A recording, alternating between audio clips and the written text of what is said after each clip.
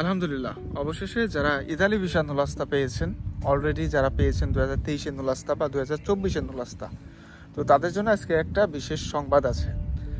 তো যারা বিশেষ করে ইতালির জন্য আবেদন করেছেন নুলাস্তা পাওয়ার পরে, ভিএফএস গ্লোবাল যাদেরকে এতদিন পরে রিজেক্ট করে দিচ্ছিল বা অ্যাপয়েন্টমেন্ট পাওয়ার পরেও এতদিন যারা অ্যাপয়েন্টমেন্ট পাননি বা অনেক সংশয়ে ছিলেন যে না ভাই আমার তো কোনোই ফিডব্যাক আসেনি যে না আপনার অ্যাপয়েন্টমেন্ট অ্যাপ্রুভ হয়েছে বা আপনার আবারও চেষ্টা করুন বা ক্যান্সেল হয়ে গেছে, তো এই সমস্ত বিষয় নিয়ে আজকে আমি বলবো।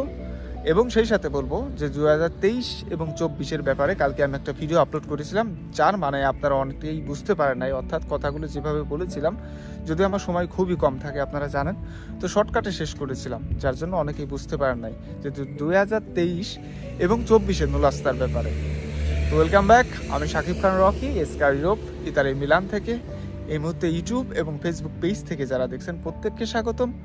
অবশ্যই আমার নামে কিন্তু ফেক পেজ আছে, বা আমার নামে আমার ভিডিও যদি কখনো টিকটকে দেখে থাকেন তাহলে ভেবে নেবেন সম্পূর্ণ ফেক। তাই অরিজিনাল লিঙ্ক বরাবরই আমার ইউটিউবের কমেন্ট বক্সে বা ডিসক্রিপশন বক্সে পিন করা থাকে, তাই দয়া করে ফেক পেজ থেকে সাবধান থাকবেন। এবং ফেসবুক পেজ থেকে যদি ভিডিওটি ভালো লাগে অবশ্যই শেয়ার করতে ভুলবেন না। তো যেটা বলছিলাম যে ভিএফএস গ্লোবাল আপনারা জানেন যে একটা গুরুত্বপূর্ণ একটা সিদ্ধান্ত নিয়েছিল, বিশেষ করে অনেকেই যারা অ্যাপয়েন্টমেন্ট পাচ্ছিল না। ভিএফএস গ্লোবাল একটা থার্ড পার্টি থাকে যারা এই সমস্ত ব্যাপারে কাজ করে।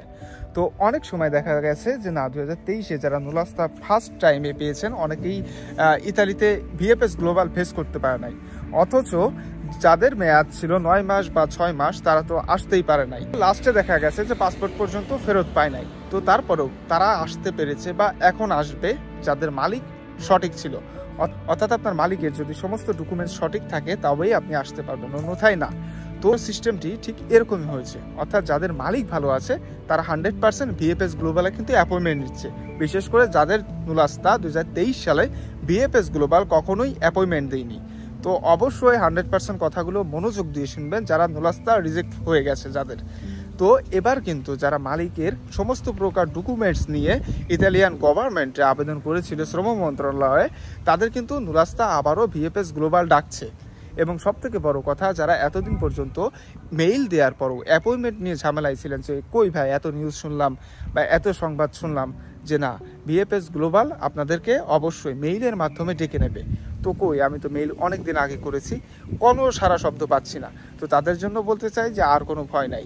তো বিশ্বস্ত মাধ্যম বলতে আমি এটাই বলবো যে আমার নানা আছে, তো সে বললো যে না সমস্যা নাই, ভিএফএস গ্লোবাল থেকে আমার লোক অ্যাপয়েন্টমেন্ট পেয়েছে, তো এটা নিয়ে আর দুশ্চিন্তার কোনো কারণ নাই। এই কারণে ভাবলাম যে আপনাদের নিউজটা জানানো উচিত, যাদের বিশেষ করে নুলাস্তা বের হয়েছে বা ভবিষ্যতে বের হবে বা অল্প পরিমাণে কিন্তু এখনো পর্যন্ত বের হচ্ছে।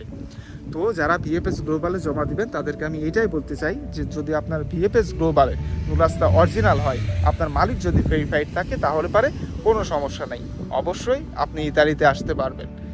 এবার আসা যাক পরবর্তী বিষয়ে। যেহেতু আমি একটা গতকাল ভিডিও আপলোড করেছিলাম, সেখানে কয়েকটা বিষয় নিয়ে বলেছিলাম 2023 এবং 2024-এ যারা আবেদন করেছিলেন, কয়েকটা বড় বড় সিটির কথা বলেছিলাম। তো সেই সমস্ত সিটিতে যারা আবেদন করেছিলেন, তো তাদের উদ্দেশ্যে বলতে চাই যে আমি এটাই বোঝাতে চেয়েছি যে লাস্ট মুহূর্তে যদি আপনাদের নুলাস্তা বের হয়, বিশেষ করে 2023-এর ডিসেম্বরে, এই মুহূর্তে হয়তোবা কম বের হবে, তো তারপরও আপনাদের কিন্তু অনেকেই ভাত পেতে আছে। এই মুহূর্তে যারা নুলাস্তার আশা করছেন, আমি শুধুমাত্র একটু সতর্ক করতে চেয়েছি যে এত কিন্তু অ্যাভেলেবেল বের হচ্ছে না।